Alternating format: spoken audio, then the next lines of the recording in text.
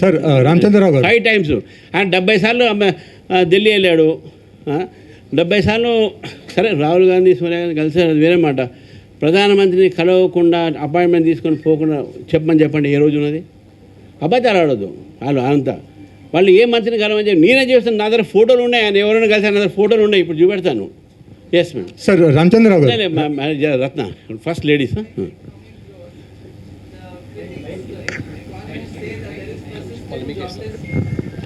Madam, this and the Telangana government, I'll just pose off one more question. The Telangana government says that the MPs are gulam of Gujarat. They hardly do anything for the state.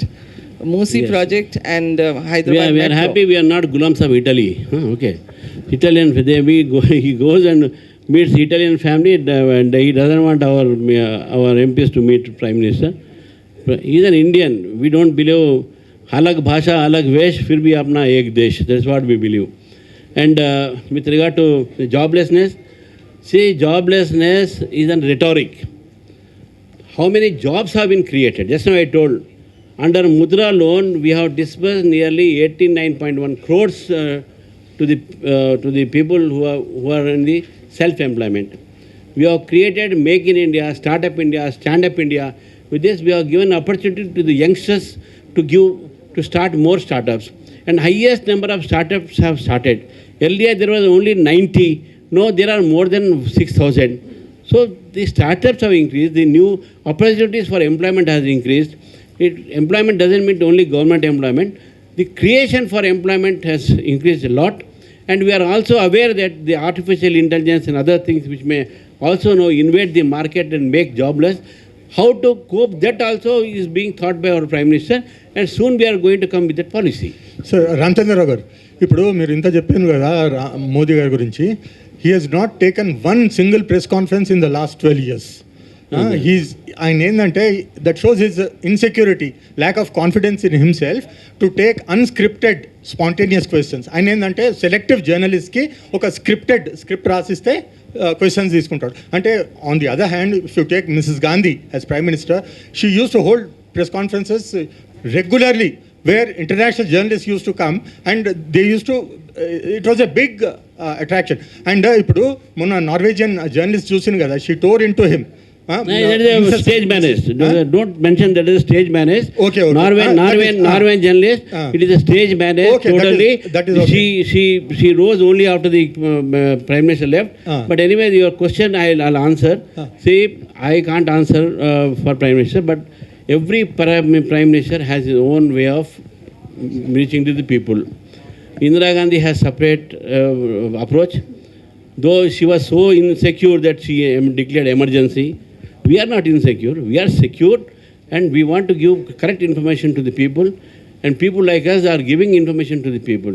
Whether Prime Minister speaks to media or not, it is his PMO's job and his style of functioning, and you can't find fault with someone's style of functioning.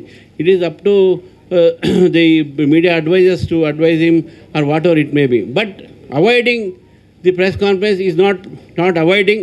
It is not the policy there. That's why so we can't answer that question. What is it? But I am telling that insecure is Congress party. Insecurity was with Congress party. They always stage manage people to create certain news against Pradhan Mantri Narendra Modi.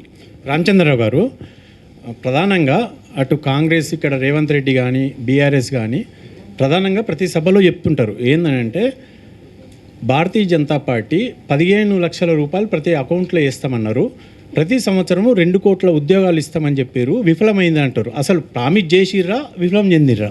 అది మీరు చెప్పాలి నాకు. నేనేది ఇల్లే 15 lakhs అది ఇల్లే.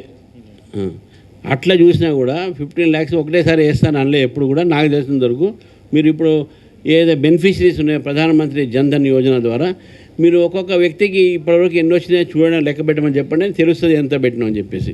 But రిటారిక్లో ఏదో అంటే అంటారు ఎవరైనా, కానీ దట్ డజంట్ మీన్ దట్ అట్లా పెడతారు అనేది మాట చెప్తాం.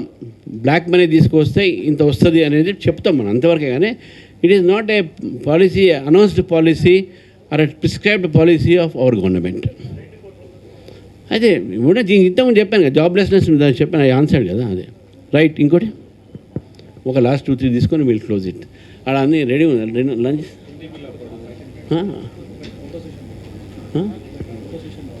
ఎవరు ఫోటో తీసుకున్నావు కదా మోడ్చా యా అమలు పరచట్లేదు. అదే that was given only when the corona was there, because corona was not covered under that Aarogyasri. So Ayushman Bharat was being covered.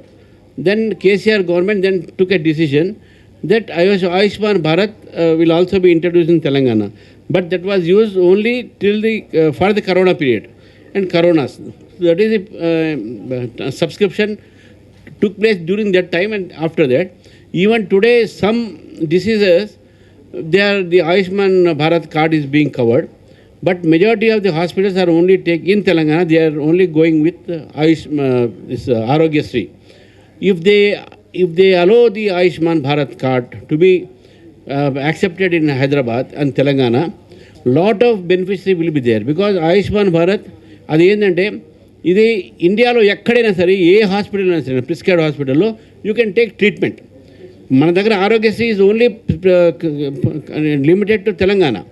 But Ayushman Bharat anywhere in the country, suppose if I go to Delhi and I have some ailment there, suddenly I detect it, I can take treatment in Delhi with this card.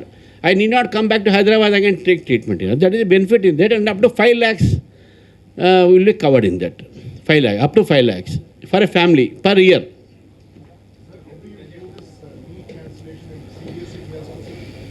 Definitely the Honorable, see, this is something to do with some technical issues, which already the ministry has answered, and there's an inquiry on it also. The leakages is purposeful attempt by certain people to to disrupt the education system, and the NEET leakage is really an unfortunate incident where, but students should not be provoked and instigated for political reasons in this. We have been asking to give, because National NTA has followed the recommendation given by that committee, and there may be some lapses which has to be covered, and I think NTA will definitely take into the consideration.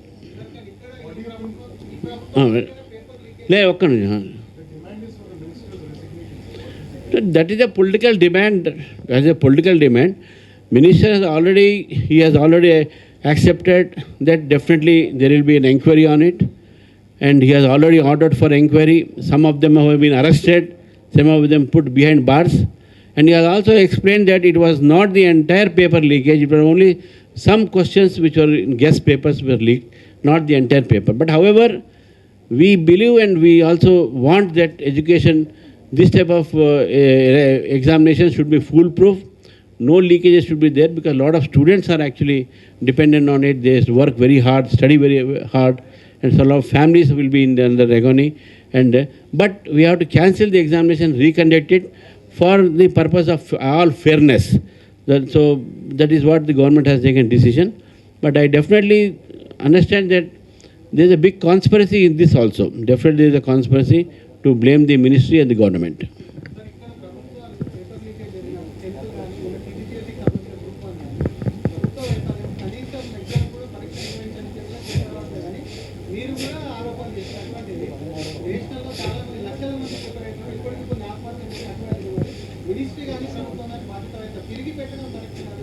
నీ ఇప్పుడు ఇంగ్లీష్లో చెప్పిన మన తెలుగులో చెప్పమంటావు. అది ఇప్పుడు అదే క్వశ్చన్ గీతానాథ్ గారు అడిగింది అదే.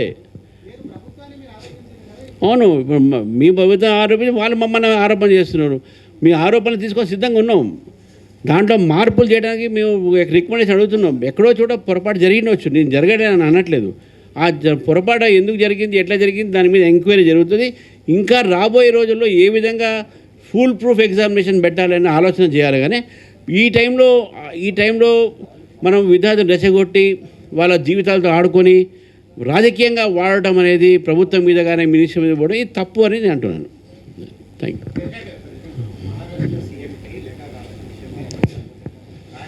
ఎవరు రాశారు? లెటర్ చూపెట్టమని చెప్పండి. లెటర్ చూపెట్టమని చెప్పండి, నేను అప్పుడు మాట్లాడతా. నేను ఆయన రాయలేదు, అబద్ధాలు ఆడుతున్నాడు, నేను చెప్తున్నాను. ఆ లెటర్ చూపెట్టి చెప్పండి. అది ఇప్పుడు చేశారు, అప్పుడేం చేయలేదని అన్న 10 రోజుల నుంచి ఈ మాట అంటున్నాడు. అది ప్రిపేర్డ్ కావచ్చు కదా. ఇప్పుడు it must have been created for this purpose of public gallery. నేనేమంటున్నా, మహారాష్ట్ర సీఎంకు వాళ్ళు ఆయన మినిస్టరు, ఈయన మినిస్టరు, అడ్మినిస్ట్రేటివ్ రిలేషన్స్ ఉంటాయి, దాంట్లో రాజకీయాలు లేవు. ఈయన ఫోన్ చేసి మాట్లాడితే అపాయింట్మెంట్ తీసుకుంటే తప్పకుండా ఇస్తారు, అపాయింట్మెంట్ ఇస్తారు. ఇక ఏ మంత్రి, ఏ సీఎం కూడా ఒక సీఎం కలవకుండా పోడు. మా సీఎం కూడా ఇక్కడ వస్తారు, సీఎంని కలుస్తారు, మినిస్టర్ని కలుస్తారు. మేమే వాళ్ళతో అకాంపనీ చేస్తుంటాం కదా. ఎవరు అట్లా, ఇది పొరపాటు. అది మీకు కలవట్లేదు, మాకు అపాయింట్మెంట్ ఇవ్వట్లేదు. ఆయన సీఎం అయితే నువ్వు కూడా సీఎం ఇక్కడ. You have the same status here. Will respect your chair as a CM. మా తెలంగాణ సీఎంకు మహారాష్ట్ర సీఎం ఇవ్వట్లే అనేది అట్లా ఉండదు. డెఫినెట్గా he will give. And Devendra Fadnavis is a very nice man. He has human approach in him. ఎప్పుడు కూడా ఎవరిని ఇన్సల్ట్ చేయడు, అట్లా లేదు. ఆయనకు చెప్పండి, లేకుండా నేను తీసుకుపోతా ఆయన దగ్గరికి. సిన్సియర్గా ఆయన ఉండడంటే, if I will take him to Maharashtra CM if is so much sincerely is interested, will go. సరే వాళ్ళు ఏం మాట్లాడుతారో తర్వాత సంగతి. But I'm here to say that he will get appointment. He is not sincerely trying for appointment.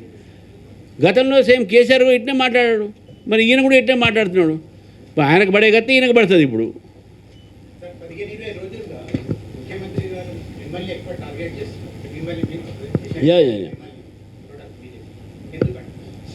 భయపడుతున్నాడు కాబట్టి. ఇప్పుడు మా టార్గెట్ ఎప్పుడు చేస్తారండి, భయపడితే కదా. ఈజ్ అఫ్రైడ్ ఆఫ్ బీజేపీ, కాబట్టి బీజేపీ మీద టార్గెట్ చేస్తున్నాడు. బీజేపీ పెరుగుతుంది కాబట్టి ఇన్సెక్యూరిటీతో ఇద్దరు, బీఆర్ఎస్ అండ్ కాంగ్రెస్ బోత్ మా మీద అటాక్ ఎందుకు చేస్తుంటే, మా బలం ఇప్పుడు కాయగాసే చెట్టుకే రాళ్ళేస్తారు. సో మనకంతా తెలుగులో తెలంగాణ సామెత ఉన్నది కదా. అంటే అది అడగాలి మనం ఏమేమి తప్పు చేసింది అనేది. నీకు తెలిస్తే చెప్పు, అవి కూడా పంపిస్తాను నేను. లేదా ఇంకా చెప్పు, ఇంకా 2-3 ఉంటాయి, అది కూడా పంపిస్తాను. నువ్వు సిబిఐ, ఈడీ ఇంకేం ఉన్నాయి అవన్నీ నేను పంపిస్తాను ఇప్పుడు. కానీ నాకు చెప్పాలి కేసులు ఏమేమి ఉన్నాయి. Right, thank you.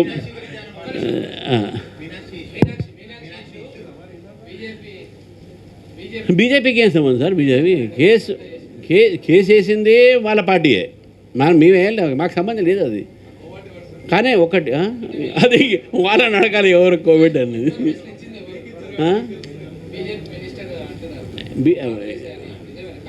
లేదు, మాకు అది సంబంధం లేదు. అయితే తెలంగాణ ఇన్ఛార్జ్ కాబట్టి మీరు అడుగుతున్నారు కాబట్టి చెప్తాను. It has become relevant in Telangana because she Telangana incharge. ఆమె ఎక్కడో ఇన్ఛార్జ్ రిజెక్ట్ అయితే ఎవరు మాట్లాడపోయేది కదా. నేను ఏమంటా అంటే, election commission of India nomination rules, ఎందుకంటే నేను చాలాసార్లు పోటీ చేస్తాను కాబట్టి నాకు రూల్స్ బాగా తెలుసు. గెలిచింది ఒకేసారి కావచ్చు కానీ నాకు రూల్స్ బాగా తెలుసు. దాంట్లో ఏమవుతుందంటే, you have to disclose every aspect. అంటే దాంట్లో ఒక టేబుల్ ఉంటుంది, మన మీద కేసులు ఏదైనా ఉంటే డిస్క్లోజ్ చేయాలి. అది ఏదైనా కేసు కావచ్చు, ఆ కేసు స్టేజ్ రాయాలి. తర్వాత ఆస్తులు కూడా డిస్క్లోజ్ చేయాలి. ఇది రూలు. దీనికి మినహాయింపు లేదు, ఎందుకంటే సుప్రీంకోర్టు ఇచ్చినటువంటి డైరెక్షన్ ఇది. సో అది ఆ డైరెక్షన్ ప్రకారము ఎఫిడవిట్లో మనం మెన్షన్ చేయాలి. ఈవిడ గారు మెన్షన్ చేయలే. ఆమె కేసు ఉన్నది తెలవదా అని అంటే, she filed vakalat, she received summons, filed vakalat and she filed counter. So కాబట్టి she is having knowledge about that case. అది మెన్షన్ చేయాల్సి ఉండే, మెన్షన్ చేయలేదు కాబట్టి టెక్నికల్గా దట్ అఫిడవిట్ ఫైల్ సపరేషన్ చేసింది కాబట్టి her nomination is bound to be rejected. ఇది ఎలక్షన్ కమిషన్ ఆఫ్ ఇండియా ఏదో అప్పుడు తీసుకున్న డిసిషన్ కాదు. There are so many supreme court judgement. మన అప్పుడు ఉమ్మడి రాష్ట్రంలో మడిగసిరాలో, అనంతపురం జిల్లాలో జరిగినటువంటి ఒక జడ్జిమెంట్ అది సుప్రీంకోర్టు దాకా పోయింది. సుప్రీంకోర్టు సెట్ థింగ్, ఒక ఆస్తి వివరాలని అతను దాంట్లో మెన్షన్ చేయకపోతే దాని మీద కోర్టులో కేసు వేస్తే హైకోర్టు, అప్పుడు ఆంధ్రప్రదేశ్ హైకోర్టు ఏం చెప్పిందంటే, హైదరాబాద్ హైకోర్టు ఏం చెప్పిందంటే, non disclosure of facts will entitle you for disqualification. దాని ప్రకారం మడిగిసిరా ఎమ్మెల్యేని డిస్క్వాలిఫై చేసి ఆ నెక్స్ట్ డోర్ని ఎమ్మెల్యే చేసింది. It is a laid down principle in the law. ఇది కోర్ట్స్ ఇచ్చే జడ్జ్మెంట్స్ ఇది. సో కాబట్టి బీజేపీకో అక్కడ ఉన్న వారికి సంబంధం లేదు. సో డెఫినెట్లీ ఏదైతే ఎలక్షన్ కమిషన్ డిసిషన్ తీసుకుందో వాళ్ళకున్న ఆధారం ప్రకారం తీసుకొని ఉంటుందని చెప్పి నేను భావిస్తా ఉన్నాను. అక్కడ ఎంపీలో 3 ఉన్నాయి ఖాళీలు.